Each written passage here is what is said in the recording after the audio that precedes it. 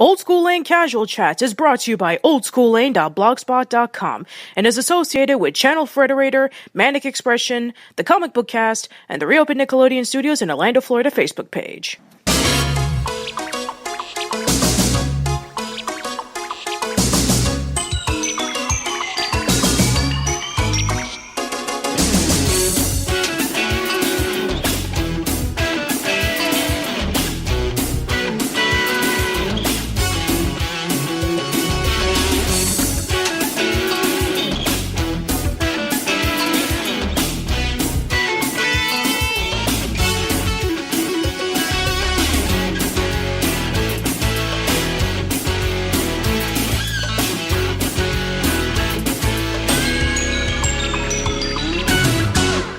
Hello everyone, welcome to a brand new episode of Casual Chats. I am Patricia and I'm here with a very special guest.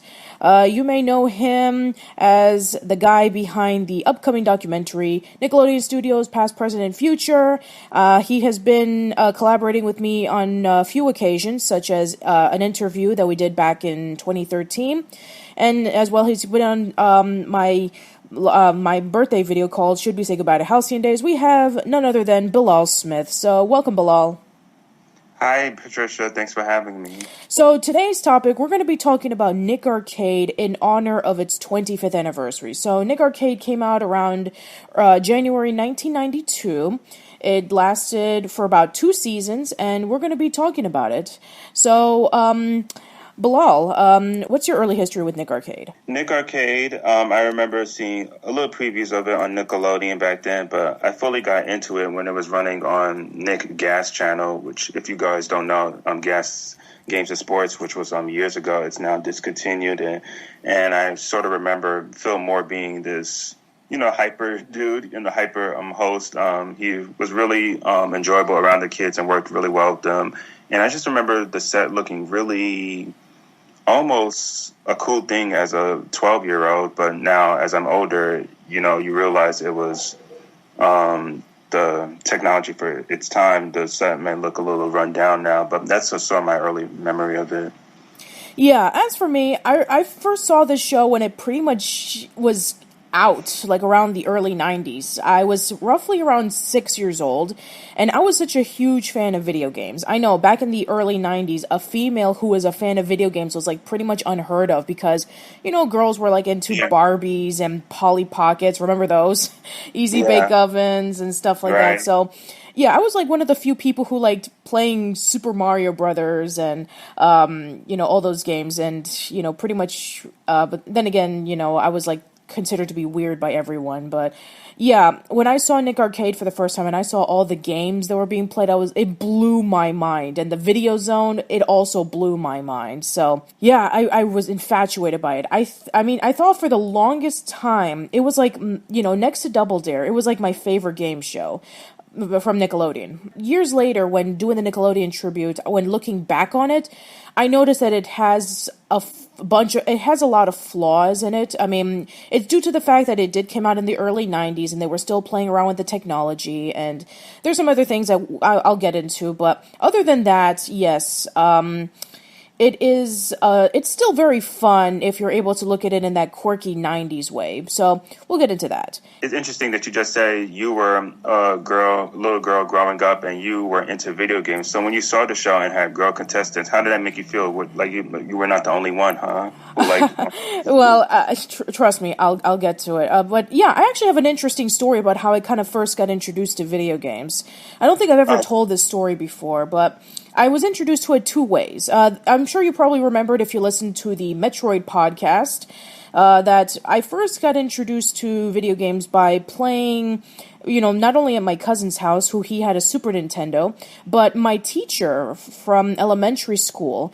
You see, we used to have this thing called free time, in which every Friday, if you were a good student and you did good on your grade, and if you did well on your tests and your homework, what you did was that you would have like at least maybe 10 to 15 minutes to go into a little section in the back, and you got to play a video game, or you got to play with toys, or you get to do whatever you want for like 15 minutes. And my teacher had an NES. that had like a few games. She had like Super Mario Brothers 3, there was Battletoads and Double Dragon, there was Yoshi, and let's see, there was anything else. Those are the ones that I remembered, and I remember, being infatuated by it, and, I would play, on Fridays I would have like, playing with the NES, and then, whenever I go over to my cousin's house and he had the Super Nintendo, whenever he rented things like Mortal Kombat or Street Fighter 2 or Aladdin or anything like that. That's actually how I first got introduced to Super Metroid. But yeah, I always was surrounded by video games, and seeing a whole bunch of other people playing video games was also really cool. How they played the video games, right? I'll get to that. Yeah. I will definitely get into that. Anyway, right. So why don't we get started? So for those who don't know what Nick Arcade is, a team of contestants, the red team and the yellow team, they play video games and they rack up points. They move Mikey, the little video adventurer, into a section of the world, and each block that he moves to, he would land on either points or puzzles or prizes or the video challenge. And every time they land on the video challenge, they get to play a video game, and they have to beat the wizard's score. And then at the end of the game, the team who wins, they go into the video zone, and they go across 3 levels, they defeat the bad guy, and then they win a whole bunch of prizes. And that's basically it. So, now, the way it's structured, Bilaal, the way that the game show is compared to, like, the game shows that we had back in the 80s, Double Dare was, like, the massive hit. And then afterwards, Nickelodeon kind of experimented. It's like, let's see if we can capture Double Dare in a bottle multiple times with, let's see, there was Finders Keepers, Think Fast, Make the Grade, and Wild and Crazy Kids came out, I think it was the first, was it, I think, no, 1990? Yeah, 1990, yes. And then the first game show of the 90s was Wild and Crazy Kids. So it definitely felt like it was trying to capture the same thing that Double Dare was trying to do, except it played itself a little bit different. But Nick Arcade was, what I felt was like something that was much different than all the others. Oh, and also I forgot, Get the Picture is also another one. And What Would You Do If You Want to Count It as a Game Show? So what do you think? Well, I mean, how do you think that Nick Arcade stacks off against, like, the game shows that we had previously? Nick Arcade, to me, is in a class of its own because, as you said, it dealt with video games and anything computerized generation, anything to deal with computer technology and almost. So while the other game shows just competed with, like you said, like games and sports and all of that. And Nick Arcade, to me, was one of the first shows that dwelled into the whole technical aspect formula, but relatable to kids, of course, because, like you said, we had NES and the Super Nintendo, and around that time, it was when the video game world was starting to get more and more popular, but at the same time, the mid-90s, we had PlayStation, of course, but that's another thing to talk about, but Nick Arcade, it's weird when you think about it because a lot of people seem to like it, but also I think more people seem to care more about Double Dare and Legends of the Hidden Temple of Guts and almost. And Nick Arcade is while it's sort of looped in with one of the known game shows from Nickelodeon from that time, it's almost kind of been put on the back burner in a way because not everybody was into video games like that. I don't think people were prepared to see something like that on the magnitude of the whole computer-based world because we weren't as familiar with using computers as we are now. I mean, look at us now. So much of us are glued to our phones, and all of us are into like Android and Apples and using our iMac. So, and of course, video games have updated to Wii and the 360 and more PS4. So Nick Arcade, it was really like a test subject to me. It was really like something to be put on TV screens as what video games can do and how much you can go into it. But at the same time, it was really ahead of its time. That's what I feel like. Yeah. Now, to be fair, I mean, Nick Arcade, a game show about video games, is nothing new. It has happened before. There was a game show that aired in 1981 called Starcade, but that was more about, like, it was like more arcade games, like Pac-Man and stuff like that. It wasn't like video games is like from a console, so it was a bit different.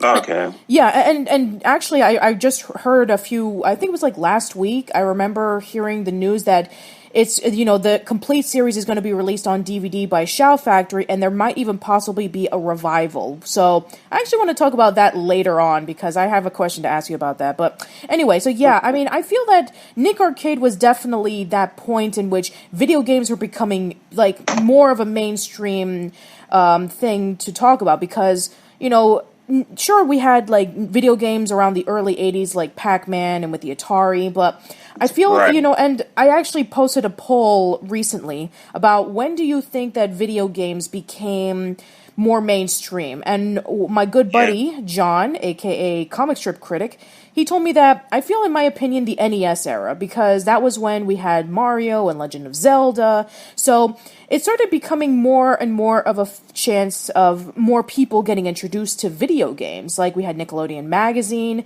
and even Nickelodeon experimented with, another, a TV show that, had like this one segment called, let's see, I think it was Total Panic, in which they had people showcasing various video games. That's where we first saw the Sega Genesis, and we saw the TurboGrafx 16, and with let's see, I think it was Get Out of Here. We had that was actually where we first saw the blue screen effects that would be later on used in Nick Arcade. We actually did get to see little bits here and there. And, around the 90s, which, again, in that same poll, a lot of people say that the SNES/Sega Genesis era was, like, the biggest jump into more mainstream followings for video games, because this was when video games, it increased in technology, it increased in storytelling, it increased in gameplay, it increased in multiple genres. And then, we had platformers like Mario, we had Mega Man, we had Zelda, we had Metroid, we had all these games. Yeah. Donkey Kong, yes. So we had all these games coming out, and it blew everyone's mind. And seeing people playing a video game was, like, mind-blowing. I mean, this was before we had the internet. This was before all this knowledge of video games became available to us. So seeing this was like a massive novelty for us. And, especially, I mean, I think, I think, there's no doubt, I'm sure, maybe you have a different opinion, Bilaal, but I think probably the biggest thing that people still remember about Nick Arcade was when they showed off Sonic the Hedgehog. Yeah, that is true. Yeah, I definitely agree with that. Sonic the Hedgehog, I mean, it came out in 1991, and, who would have thought that it would still become, like, a massive franchise? But back then, it was so much different than Mario. And, you have a creature who just runs around, collects rings, and goes really fast. And, I mean, I can recall that every time there would be an episode of Nick Arcade that had Sonic the Hedgehog, they would be playing Sonic the Hedgehog.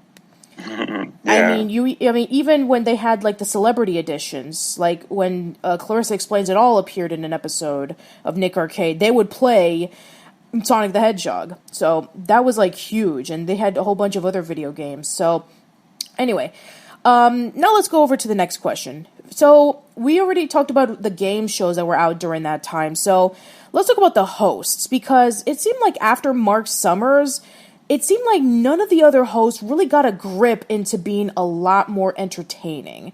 I mean, they tried, but they felt like they tried to be like Mark Summers, and they just couldn't stand out on their own. I mean, either they were really bland or they were really, really annoying.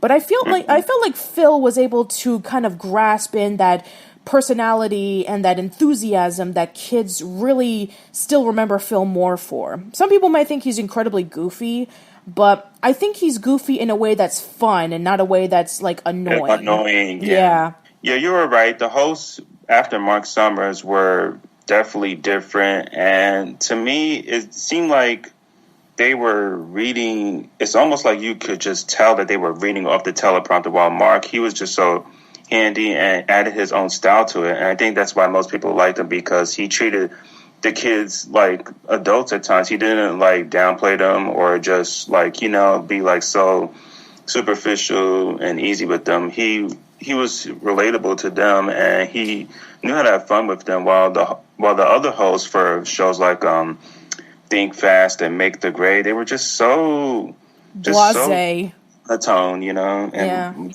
really like not really caring enough about the job almost. Yeah, I mean, I'm sure they're nice people in real life, but as hosts, oh man, looking at them at times is so painful. I mean, I can go on and on about how awkward Michael Carrington from Think Fast was, or how incredibly dull Rob Edward Morris was from Make the Grade, but I will not do that because I've done it multiple times. But the point is that they tried to be like the next Mark Summers, but they failed. They needed to be their own person. And I feel like, and if you're wondering, for Wild and Crazy Kids, it technically doesn't count because at least they're outside. They're teenagers, yeah. Yeah, they're outside, they're teenagers, they're meeting up with a whole bunch of kids. So I don't count those. They're different. No. Yeah, you're different, you're right. Yeah, but Phil Moore, I feel like, was the first in almost like 5 years at that point that was able to really grasp on the fact that, hey, we're going to make this fun. We're going to have a fun time with it. There's nothing to worry about if you're not good at video games, and trust me, pretty much most of them were not. And, we're going to have, I'm going to do like the fun songs. I'm going to wear the goofy sweaters. I'm going to... Yeah. He made them feel comfortable, and I think that was another thing that made him stand out, like those highlights was the sweaters he wore, because his fashion back then was not the best. I mean, but it was the 90s, so I think we can all agree with that. So, Sure. I mean, to be fair, I remember... I mean, even when looking at the kids in the audience, you can definitely tell it's like 90s, like multicolored tie-dye shirts. And all the high tops and the crazy hairstyles, yeah. Oh my God, yes. The curly, like the girls back then, where was the crimped hair? That's what the crimped hair, that's what I meant to say back then, yeah. Oh my God, yes. yeah, like you said, but it was either Phil Moore or Mike O'Malley, because Get the Picture premiered first before Nick Arcade? Yes. Yes. Okay, yeah. So really, after Mark, it was really Mike O'Malley and then Phil Moore who were the two hosts who brought something new to the table, I feel like. Sure, but I think I remember more for Mike doing Guts than Get the Picture, because, he was an entertaining host, but the game show was nothing to write home about. Yeah, that's true. At least with Nick Arcade, it's a fun host and it's a fun game show, so it's able to play off very well. Yeah, you're true. And plus, when people think of Michael O'Malley, they think of Guts and not Get the Picture mostly, so you're right. Yeah.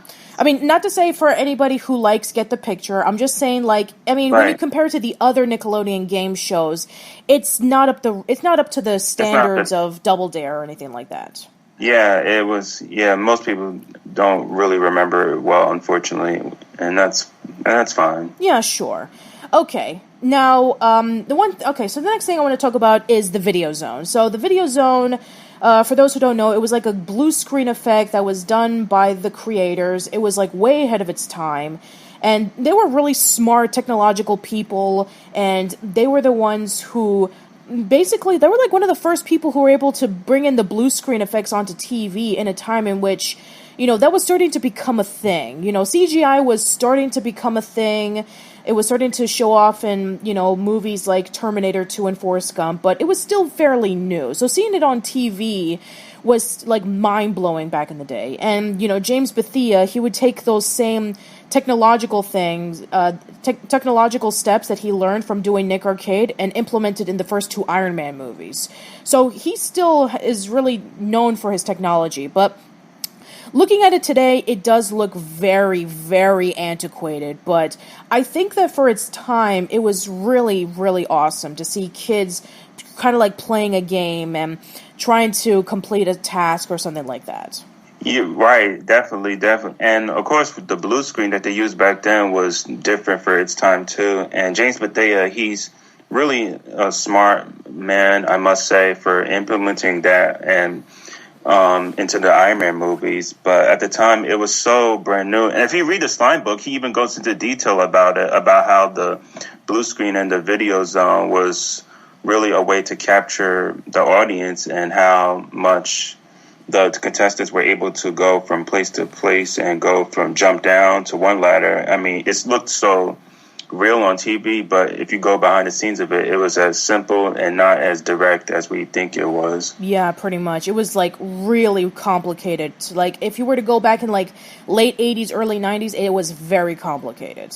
So you have to give the guy credit. And also, it was his birthday recently. So happy birthday, James, if you ever listen to this. Yay, happy birthday.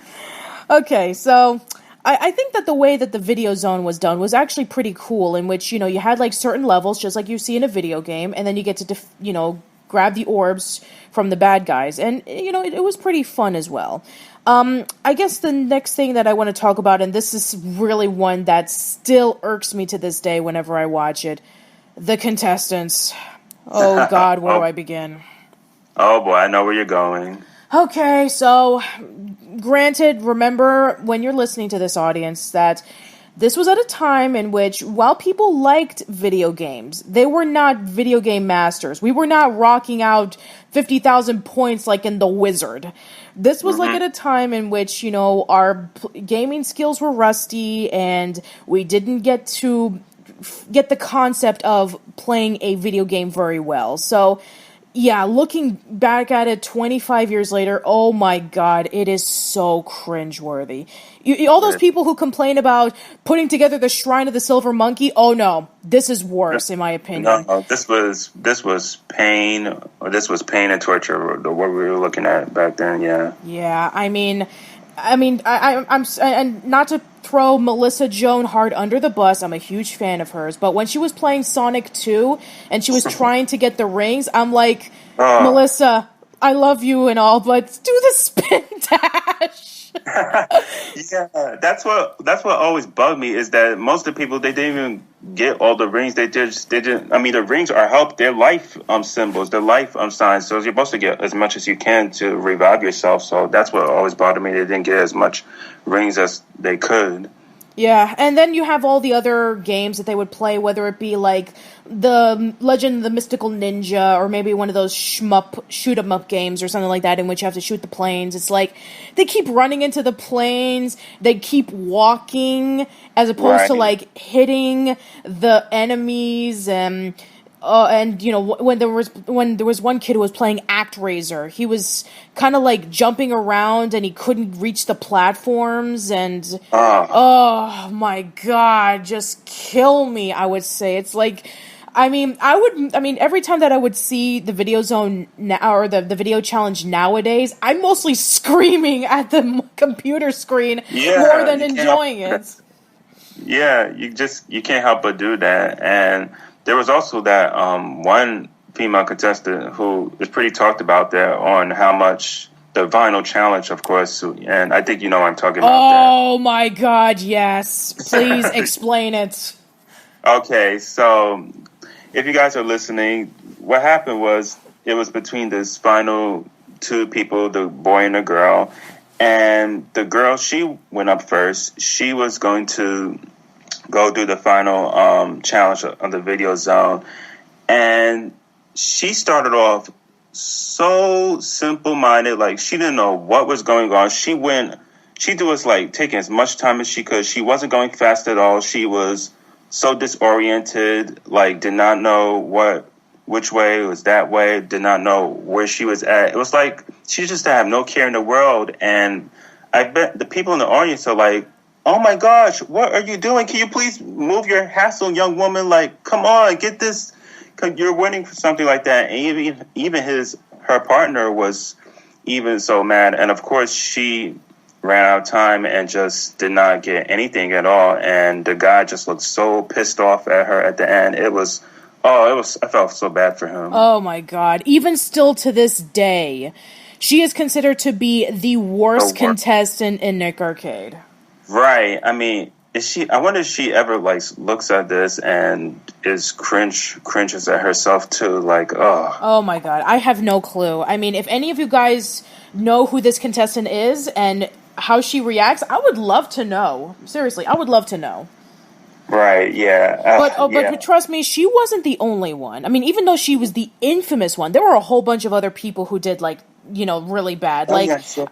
I remember this one where there was like a kid, and this was like around the later seasons because it involved with like saving the humans from being abducted by aliens. So, he kept missing every single time, and he would jump at the wrong building, he would get himself hit, and he was just stuck there. I remember, yeah, that was another awful one. And all the episodes that I've been watching of Nick Arcade, where they would go over to the second round and it's the female playing, they would lose every single time. And this really is a bother to me as somebody who is a female and somebody who plays video games, and seeing this is like a stab to me. Seeing this of the females losing every single time there would be a video challenge or on the video zone. I mean, I don't know if they were really gamers. I mean, I doubt that they were. I doubt that, I mean, they were just probably just a bunch of kids who like video games, but I'm sure they weren't gamers. Yeah. I mean, it's just like somebody who says, like, I like science, I like to, make the volcano with the baking soda and the vinegar, but then you go over to a game show about quantum physics. Right, you don't know the deep stuff about it, like, yeah. Right. Yeah, it's almost similar to how the mothers on Double Dare competed in the obstacle course. Like, I think the moms, they were just the slowest one, always taking their families.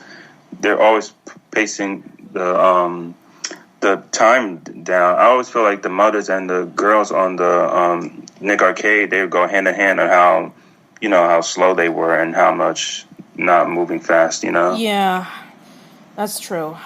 But I'm not putting all females down because, of course, I'm not saying all females. No. This is not a sexist statement. We're just. I mean, trust me, we can talk about like all the kids putting the Shrine of the Silver Monkey wrong, or something like that, or they go into the aggro crag and they forgot to push the buttons. Yeah, definitely, yeah, because there were definitely as much worse contestants on Legends, but we're not putting down any sexist we're not putting down females. No, of course not. I mean, let's be honest, pretty much everybody on the show sucked. Yeah, I mean, not everybody, but I'm just saying, like, a good majority of the people. I mean, here's the thing: they didn't have their gaming skills because it was still a novelty back then. I mean, again, I have that poll up, and I'll be looking at the results maybe later this week, but a lot of the people say that maybe around like the mid to late 90s was when it became a much more mainstream thing, when we had the PlayStation and the N64. That was when more people played video games. Like, you have the Metal Gear Solids and the Mario parties and the Ocarina of Times, and story was becoming a much more prevalent thing, and 3D gameplay was more bigger. So, I mean, and also, not to mention, diagonal controls. Like this, I mean, even with Phil Moore talking about, like, moving Mikey everywhere except diagonally. And this was not, like, because he hates, the pilot. I we'll get to that later. It wasn't because Mikey hated diagonal movement. It was because it wasn't possible back then. So, I mean, I'm still debating on this. I've been debating on this for a very long time about when video games became a mainstream hit. But it's pretty much, said that it didn't become a hit when Nick Arcade came out. That's interesting because I also have a feeling that, around the early 90s is when we were introduced to NES, the Sega Genesis, and we still had Atari to come off of it because Super Mario and Sonic the Hedgehog and Donkey Kong, those are pretty much the video games that we were the most familiar with, and with that and Metroid, those are the first generation video games that most people look up to as the classics, the starters. But I also feel like in the 90s, the mid-90s, where we were introduced to the PlayStation and N64, oh my God, it revolutionized everything because now you have better graphics, the controllers were there, you had more things to do with the systems, and there was so much video games identifiable with that era. So it's sort of left in field, you don't know which one to say. Yeah, and also, I mean, I don't know about you, Bilaal. Okay, so a few years ago, I was working at a nursing home. And I'm sure you probably know where I'm going with this. I was working at a nursing home, and during my breaks, when I wasn't working as a dietary aide, like, I was washing the dishes, I was preparing and serving the food to everybody, and then I was setting up for the next meal. Whenever I had my breaks, and I would go over to the recreation room, I can assure you, everybody was playing Wii Sports. Everybody. Yeah. And I remember when the Wii came out, everybody was going crazy over it. It was like the family console. Everybody that I knew had a Wii. There would be parties with the Wii Sports. There would be tournaments with bowling and golf and boxing. And it was like on TV all the time. Talk show hosts would talk about it. So a lot of people say like, oh, well, I remember when the Wii came out and everybody was getting into video games. It's like, okay, fair enough. Maybe that was more for when families were getting involved with it. Sure. So it's still a massive debate on when like video games became like really popular. So I have no idea. I would love to know from you guys in the comments on when do you think that video games became popular? Yeah, it's interesting because I feel like back then the video games, they were so simple, and of course you have Xbox 360 and the Wii, which makes things a little more harder almost, but the Wii is so, I feel like more people are more into video games now because they now see how much you can do with it, and the Wii, like you said, you feel like you're a part of the gaming system, and I think that's what Nick Arcade goes back to. You feel like you're a part of it. So exactly. The way Nick Arcade was a precursor to the Wii almost in a way. Yeah, and not to mention the virtual reality. Like PS4 has the virtual reality helmets, and guess what? They actually work. I'm thinking about getting it actually. Oh my god, that would be so amazing. Yeah, I've been seeing like the trailers for it. I've been seeing people playing with it. It looks so good. It looks fascinating. I mean, you have that, the Oculus Rift. That's a game where Yes, I remember when I tried the Oculus Rift when I was over at Florida SuperCon like a few years ago.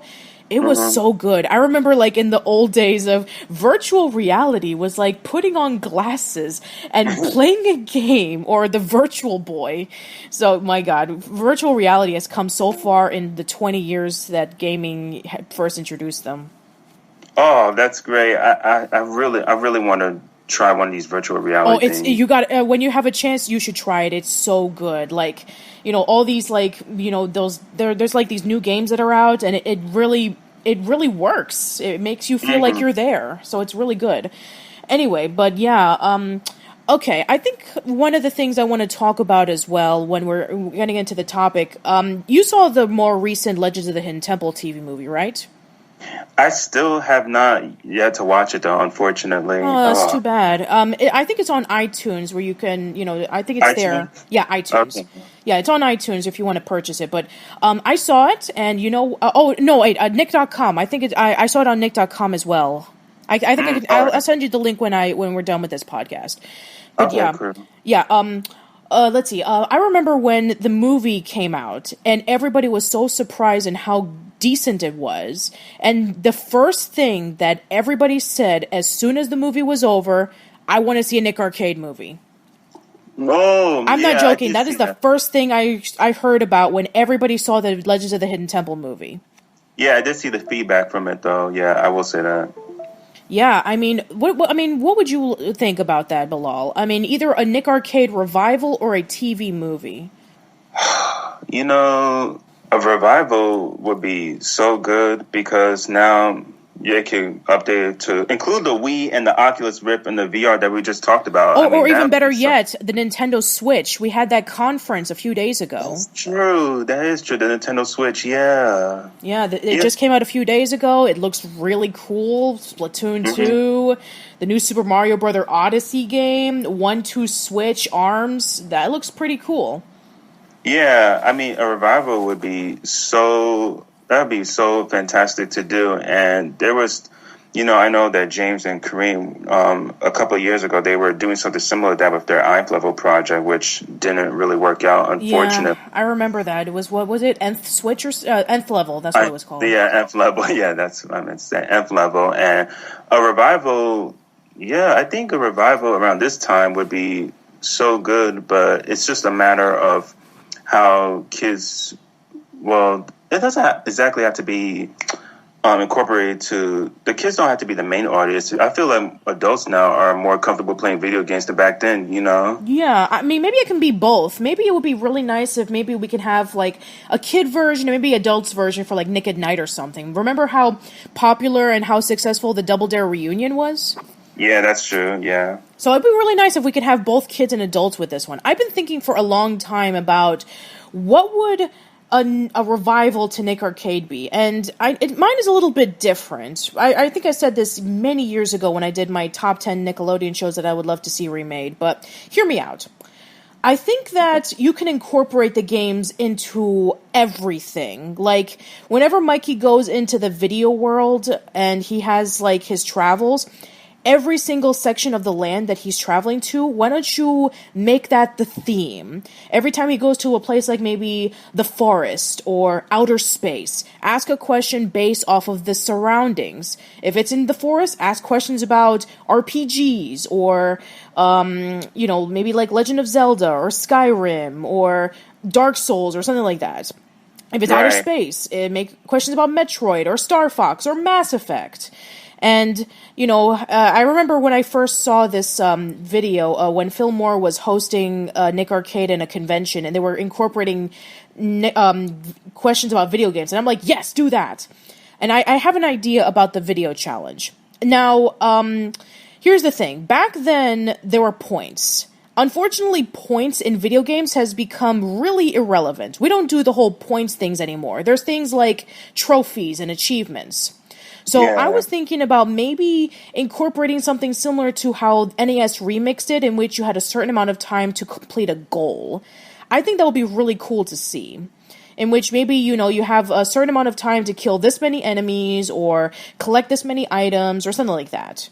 I see what you're saying, yeah. And, you can gain an achievement or a trophy. And, the one who has the most achievements and trophies can go on to the final round. And oh my god, the virtual and the video zone, the possibilities are endless with that one. You can either have an updated version of the blue screen, or you can actually play a Oculus Rift or virtual reality game.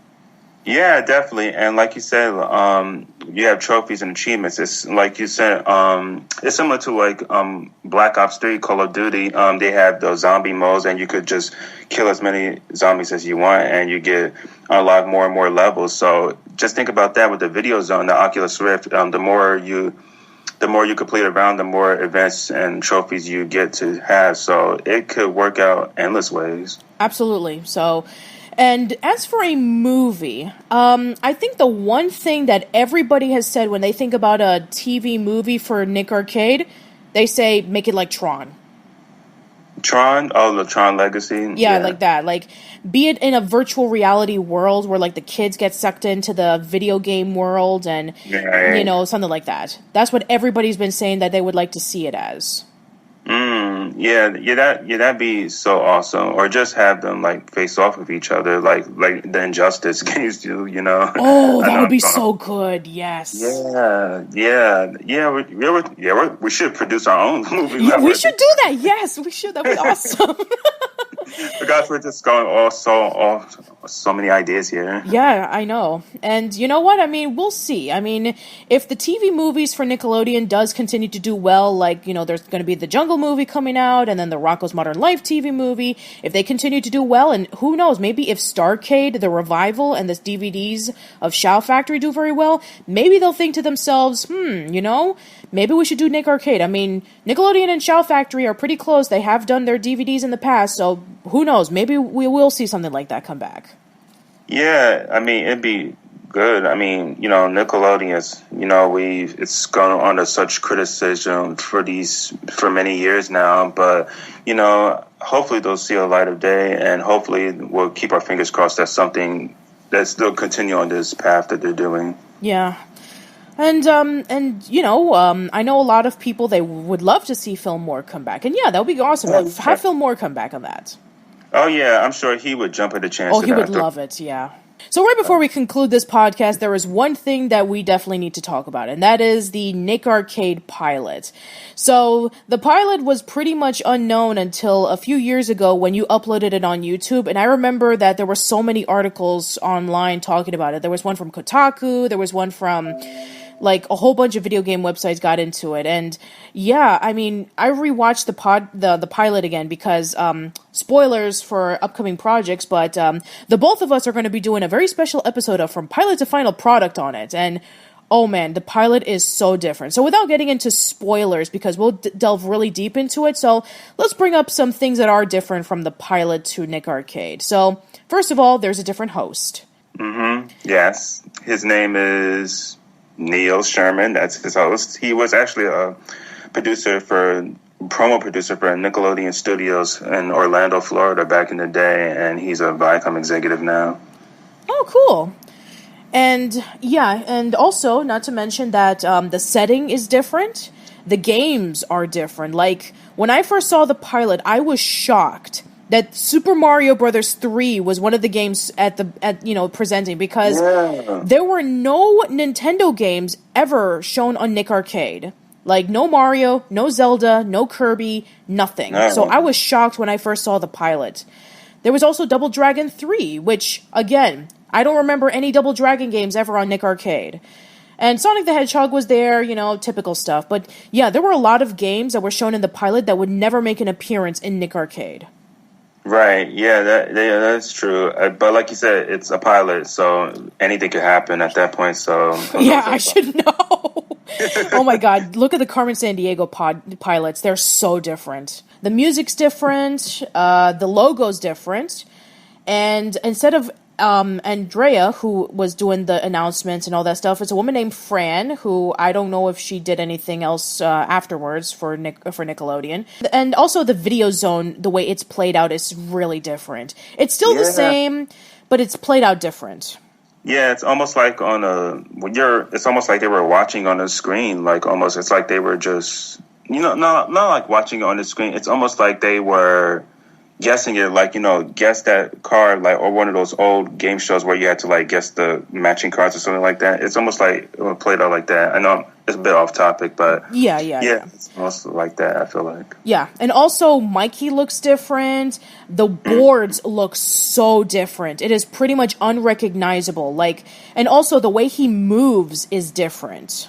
Yeah, I mean, he's pretty funny moving. Yeah, it's like he's sneaking around, and also, let's see what else. And also, every time that they meet up with, like, the obstacle, they go back a space, which is, like, so weird.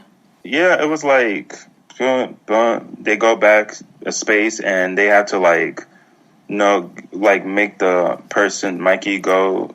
You had to tell him to go to every type of space. It was really weird, yeah. Yeah, it was really weird. There are so many things we can talk about, the differences, but we'll save that for when we do the video.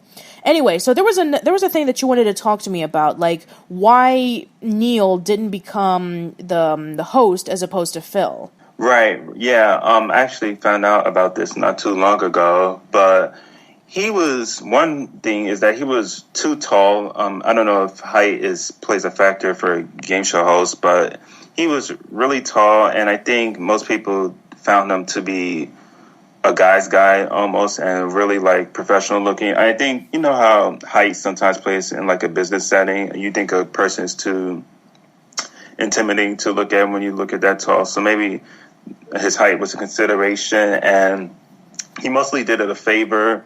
And thought it'd be a fun opportunity to try out hosting. He didn't really think it was that serious almost. So that was another thing about that. And I guess he was really larger than life. So the thing is that he wasn't really a first choice to do a host. So he just did it as a one-time thing and went back to his regular job, which was a promo producer. And that was really it. He wasn't exactly the first choice or first consideration. So that's pretty much why they moved on from him. Okay. Do you remember who was the first consideration?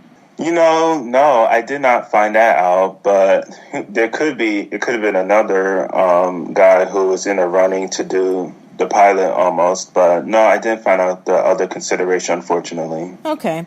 But in the end, Phil was chosen. Yes, Phil was chosen, and it probably worked out for the better. I mean, Phil, we all love Phil. He's a great guy. Absolutely. And he's also just charming and enthusiastic, and probably more memorable than the Niels guy, unfortunately. Even though I've talked to Niels, and he's also charming, and I really like him. But Phil, yeah, Phil's a real deal. Yeah, and don't get me wrong. When I did see the pilot, Niels did have a lot of charisma, and he had interacted with the kids. Yeah. Trust me, he wasn't boring or annoying. I can tell you that. But right. I mean, watching Nick Arcade without Phil is kind of a little jarring. Yeah, it's true because you're so used to him seeing in that position. So when you see this never before seen pilot, you're thinking, oh, okay, Phil's not here. Yeah, it's like when you first see the Double Dare pilot and you see Jeffrey Darby presenting the pilot, presenting the game show, and it's in a different setting that kind of looks like an auditorium. Oh, okay. Is that pilot still on air? It's on YouTube. You can just look up Double Dare pilot, and it should be up there. Oh, okay, cool. I got to check that out. Yeah. But don't worry, everybody. We'll definitely talk more about the pilot pretty soon when we finish off the script for the newest episode of From Pilot to Final Product. So, yeah, I think that should be it for this podcast. So, Bilaal, why don't you plug and promote your stuff? All right, no problem. Follow me on Facebook, which is my page, my project page for my Nickelodeon documentary. Facebook.com/Nick Studios, past, present, and future. And I also have a website, which is Bilaal, Bilaal Smith.com. And that's everything related to the project. And you can find all of that. And on Twitter, I'm under B_Smith5. And that's on my social media outlets. Awesome. And Bilaal, thank you so much for coming into the podcast talking about Nick Arcade. No problem at all. Thank you for having me, Patricia. This was fun. You're welcome. All right, so let us know in the comments below about your fond memories of Nick Arcade, whether it be the games, whether it be Phil, or whatever. So, hopefully really soon we'll have the episode of From Pilot to Final Product up. So we'll hope to see you around soon, and thank you for listening. All right, bye-bye.